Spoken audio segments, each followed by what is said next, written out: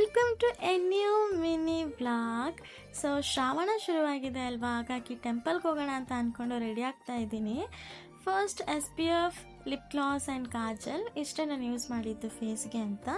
So ನನ್ನ eyebrows ಸ್ವಲ್ಪ ನೀಟಾಗಿ ಕಾಣಲಿ ಅಂತ ಕೋಮ್ ಮಾಡಿಕೊಂಡು, ಹೇರ್ ಸ್ಟೈಲ್ ಅಂತೂ so simple guys, like French braid ಥರ ಹಾಕ್ಕೊಂಡು ಒಂದು ಬಿಂದಿ ಇಟ್ಟರೆ ಈ ಲುಕ್ ಅಂತೂ ಫುಲ್ ಕಂಪ್ಲೀಟ್.